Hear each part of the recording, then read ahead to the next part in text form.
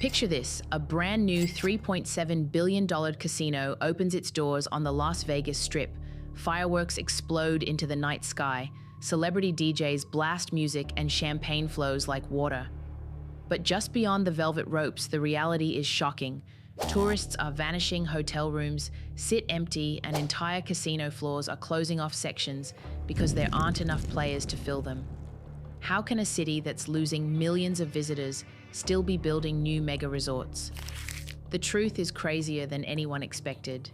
In 2019, Las Vegas welcomed over 42 million visitors. By 2024, that number had dropped below 36 million, and reports from 2025 suggest the slide is only getting worse. Airlines have cancelled more than 1 million seats into the city. International travelers from Canada, China, and Japan are disappearing, and locals say the Strip has lost its soul. Yet billion-dollar projects keep rising, creating a bizarre contradiction. Casinos are multiplying while the customers vanish. Behind the neon insiders whisper about Wall Street greed, ballooning corporate debt, and a desperate bet that luxury high rollers and mega events can replace the millions of ordinary Americans who once kept Vegas alive. But can a city survive when its foundations are built on illusions? Tonight we uncover the crazy reality of a Las Vegas that keeps building bigger while growing emptier. One that looks unstoppable on the surface, but may already be collapsing from within. At first glance, the Las Vegas Strip looks like it's entering another golden age. Towering cranes dot the skyline, billions are being poured into new resorts, and glossy billboards scream about the next big thing. In 2021, the city celebrated the opening of Resorts World Las Vegas, a massive $4.3 billion project hailed as the Strip's first ground-up mega resort in a decade. Just 2 years later, the long-abandoned Fontainebleau Las Vegas finally opened its doors after nearly 20 years of delays at a staggering cost of $3.7 billion. On paper, these projects were supposed to mark a bold new chapter, a signal that Vegas was back bigger than ever. The marketing was intoxicating. Executives promised thousands of new jobs, a flood of tourists, and a rebirth for a city battered by the pandemic shutdown. Resorts World boasted a 117,000 square foot casino, luxury towers, and cutting-edge tech integration. Fontainebleau's developers described it as a new era of luxury with sky villas, Michelin-starred restaurants, and exclusive shopping. For investors, these casinos were symbols of confidence, proof that even after crisis, Las Vegas was still the ultimate bet. But beneath the glittering launches, something didn't add up. Despite billions spent on construction, the crowds never matched the hype. Resorts World, while impressive, struggled to fill rooms in its early years. Fontainebleau, though, praised for its opulence, opened into a market already flooded with hotel capacity. Local analysts warned Vegas is building like it's 2005, but the demand looks more like 2025. The Strip, once fueled by endless streams of middle-class tourists, now faces empty hallways and half-filled casinos. The contradiction is staggering. How can a city that has lost over 6 million annual visitors since 2019 keep justifying billion-dollar openings? Part of the answer lies in who's actually behind the construction. These projects aren't built for the average tourist, they're built for Wall Street portfolios. Resorts are less about creating sustainable traffic and more about attracting high rollers, conventions, and international investors. Whether the rooms are full doesn't matter as much as whether the quarterly earnings look strong. The result is a surreal scene. On opening night, champagne fountains, bubble fireworks light the desert sky, and celebrities cut ribbons, but the very next week, rows of slot machines sit empty. Tourists who once came for affordable rooms and buffets are priced out. Locals who once celebrated new casinos as job creators now see them as corporate shells that create short-term hype and long-term debt. For long-time Vegas residents, this new casino boom feels hollow. They remember when a new resort like the Mirage or Bellagio drew massive crowds, reshaping the Strip overnight. Back then, expansion meant growth. Now it feels more like denial, a refusal to face the harsh truth that Vegas is shrinking even as it keeps building. The desert skyline may be rising higher with each new tower, but the foundation beneath it, millions of everyday visitors is crumbling. And that's where the crazy reality begins. Las Vegas is opening more casinos than it can possibly fill. The lifeblood of Las Vegas has always been its visitors. Without tourists, the Strip is nothing more than concrete and neon in the desert.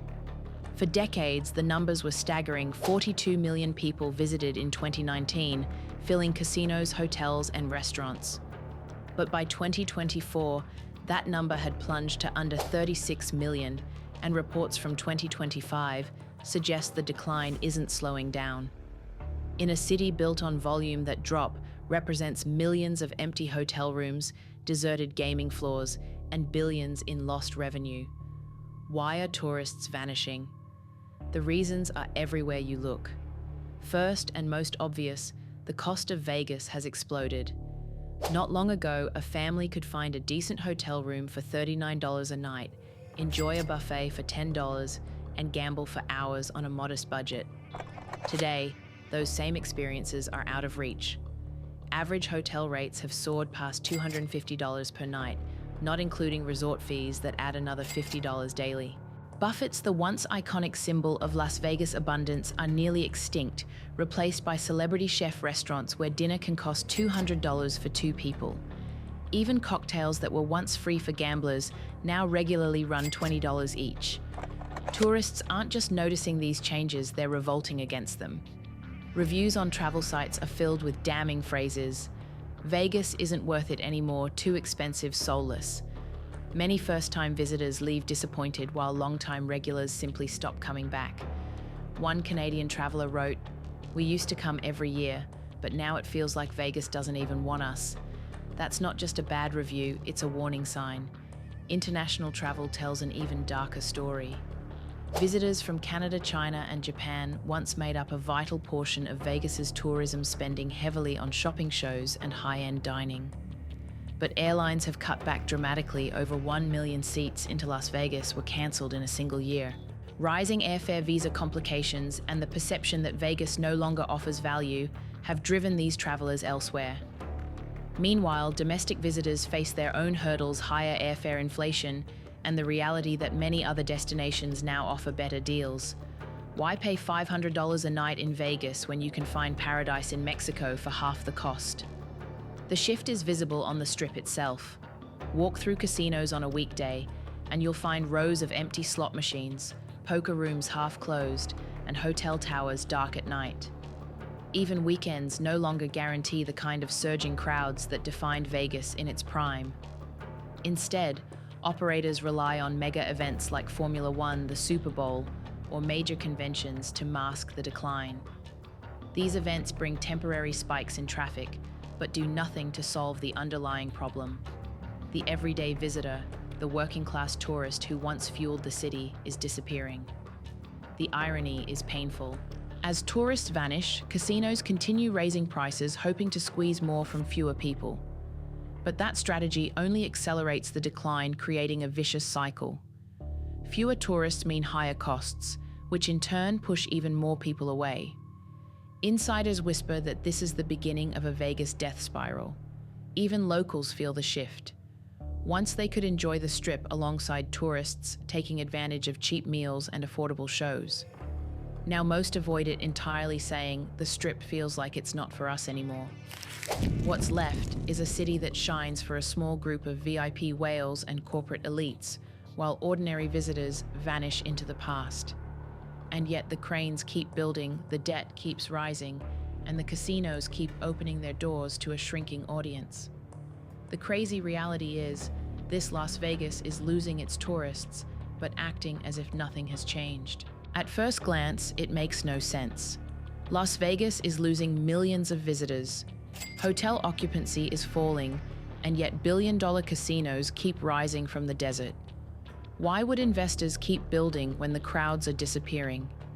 The answer is simple, but shocking. These casinos aren't being built for tourists. They're being built for Wall Street. In the old Vegas, a new resort meant excitement. Developers wanted to draw in as many people as possible, filling rooms, casinos, and buffets with middle-class Americans. Success was measured in bodies through the door. But today's Vegas is driven by corporate finance, not crowds. Mega projects like Resorts World $4.3 billion and Fontainebleau $3.7 billion aren't just casinos. They're financial instruments, assets traded and leveraged by global investors. Whether tourists actually show up is almost secondary to how these projects perform on balance sheets. Here's how it works. Investment firms raise billions through loans, bonds, and shareholder funds. They pour that money into flashy construction that boosts stock prices and impresses analysts. Opening a new casino creates headlines, signals growth, and justifies higher valuations, even if the rooms stay half empty. The casinos themselves become collateral bundled into real estate trusts, REITs, and financial products traded around the world. In other words, the Strip has become less about gambling tables and more about gambling with debt. That's why cranes still dot the skyline. Developers aren't betting on tourists returning, they're betting on Wall Street's appetite for risk. As long as they can borrow cheap money, inflate valuations, and pass the debt along, the cycle continues. But behind the glitzy marketing lies a dangerous truth. Many of these resorts are drowning in billions of dollars of loans that may never be repaid if visitor numbers keep falling. Casino operators have shifted their strategy too. Instead of chasing everyday tourists, they're focusing on high rollers, mega conventions, and global events. Hosting the Formula One Grand Prix or the Super Bowl brings short bursts of elite visitors who spend far more per head than middle-class families. Corporate conventions like CES fill hotel towers with expense account travelers who don't care about room rates. In this model, millions of small-spending tourists simply aren't necessary anymore. The danger is clear: this isn't sustainable. Vegas has always thrived on volume, on being the place where millions of regular Americans could escape, gamble, and dream. Without that base, the Strip becomes fragile. If a global recession hits, if events dry up, or if VIP whales vanish, these billion-dollar resorts could collapse under their own debt. Analysts are already warning of a coming casino bubble, eerily similar to the housing bubble that devastated Vegas in 2008. Yet the building continues because in the short term, the incentives are irresistible. Wall Street loves the appearance of growth. Developers love the loans. Shareholders love the stock bumps. Politicians love the ribbon cuttings. Everyone profits except the people of Las Vegas and the tourists who find themselves priced out. And so the Strip keeps expanding into the sky, even as the foundation beneath it crumbles. The truth is that Vegas isn't building for visitors anymore, it's building for investors. And that makes the future of this city not just uncertain, but dangerous. Because when a city becomes nothing more than a financial product, reality eventually comes crashing down. And in Las Vegas, that crash could be spectacular. On the Las Vegas Strip, the spectacle never stops.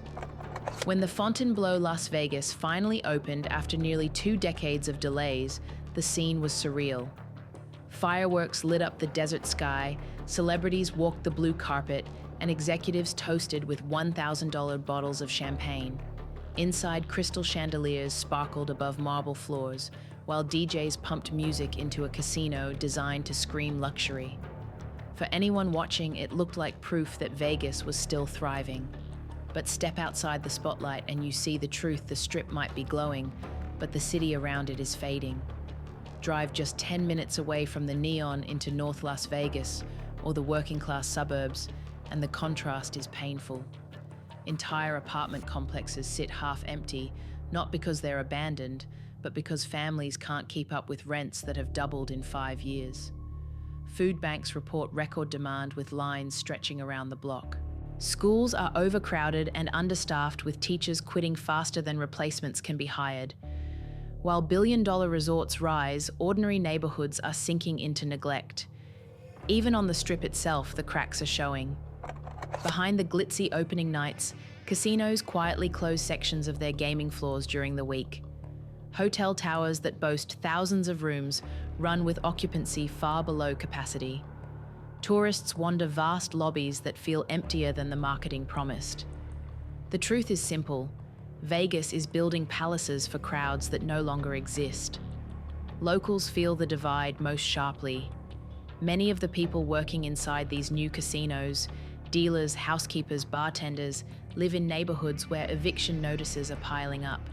They polish luxury suites by day and return to apartments they can barely afford at night. One casino worker put it bluntly, "We serve the rich, but we live like we don't belong here anymore." The irony is inescapable. The Strip hosts Formula One races, Super Bowl weekends, and celebrity residencies with tickets selling for thousands of dollars, while just miles away, residents are cutting back on groceries and skipping medical care to survive.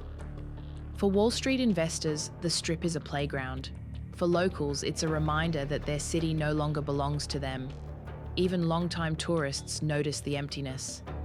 In the past, walking the Strip meant weaving through shoulder-to-shoulder crowds, a sea of excitement that gave Vegas its energy. Now, on many nights, vast stretches feel eerily subdued. Casinos blast music and neon to mask the emptiness, but insiders admit the energy isn't the same. Vegas is starting to feel like a stage without an audience. This dual reality, one city of glittering towers and another of struggling neighborhoods, captures the essence of the crazy contradiction. On paper, Vegas is booming with construction, but in practice, it's hollowing out. The Strip is marketed as unstoppable, but the people who keep it alive are being pushed to the margins. The divide isn't just economic, it's cultural. The Strip sells itself as the world's most extravagant playground, but the everyday experiences that once defined Vegas, cheap buffets, affordable shows, spontaneous fun, are gone. What's left is luxury, without soul spectacle, without substance. Tourists sense it, locals live it, and the gap grows wider with every new tower that rises. Because the truth is this: you can build as many casinos as you want, but if the people vanish, all you're left with is neon in the desert. The question haunting Las Vegas is no longer whether it can keep building. The question is whether it can survive what it's already built. With billions sunk into new casinos and millions of tourists disappearing, the city is staring down a future that looks increasingly unstable. If this cycle continues, the so-called entertainment capital of the world could become something darker, a city of empty palaces, abandoned promises, and debt too massive to escape. Economists warn that Vegas may be heading toward a casino bubble eerily similar to the housing collapse of 2008. Back then, neighborhoods across the valley were gutted by foreclosures, leaving behind ghost suburbs and shattered families. Today, the same danger hangs over the Strip itself. If visitors keep declining, if conventions shrink, or if another global downturn hits, these gleaming billion-dollar resorts could become financial sinkholes. A tower like Fontainebleau costing nearly $3. $7 billion doesn't survive on half capacity. Resorts World at $4.3 billion cannot run indefinitely without consistent traffic. For Wall Street, these assets may just be numbers on a balance sheet. For Las Vegas, they're existential risks. The impact would spread far beyond casino walls. If revenues fall short, the first cuts will hit workers, housekeepers, dealers, bartenders, security guards. Thousands could lose their jobs in an instant. When jobs vanish, neighborhoods collapse. Families already stretched thin by rent hikes would be forced out. Schools would lose students. Small businesses depending on casino traffic would shutter. The ripple effect could turn large sections of Las Vegas into ghost neighborhoods, mirroring Atlantic City after its casino implosions. And then there's the water crisis. By the 2030s, the Colorado River and Lake Mead may no longer provide enough supply for both the Strip and its residents. Casinos with billionaire backing can pay for water rights, but ordinary households will face shortages, restrictions, and skyrocketing bills. A city designed to sparkle in the desert could find itself choked by the very environment it ignored. Tourism trends suggest the danger isn't temporary. Younger generations, millennials and Gen Z, are less interested in gambling and more focused on experiences they can find elsewhere. Competing destinations like Dubai, Singapore, and Macau offer luxury at lower costs or with stronger cultural pull.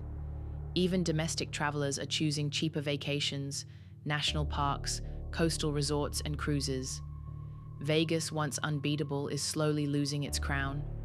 Some insiders predict a surreal future by 2035. The Strip may be divided into two realities: a handful of luxury resorts, catering exclusively to high rollers, billionaires, and corporate elites. And around them, vast empty towers, darkened hotel rooms, and abandoned casinos, monuments to overbuilding and greed. Imagine walking the Strip where half the neon is dark, half the lobbies are silent, and half the workers are gone. A city alive in name but hollow in spirit. Yet Vegas still has a choice. Locals are demanding change, unions are fighting back, and politicians are under pressure to rein in resort fees, regulate rents, and protect workers.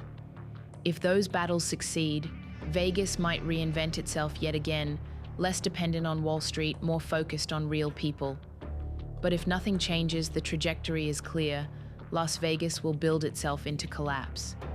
Because the crazy reality is this: a city can't survive on illusions forever. And no matter how bright the neon burns, if the crowds keep vanishing, Vegas will face the one thing it has always feared the most: becoming a ghost town in the desert it tried to conquer. In the end, the shocking contradiction cannot be ignored. Las Vegas keeps opening billion-dollar casinos while its tourists quietly vanish.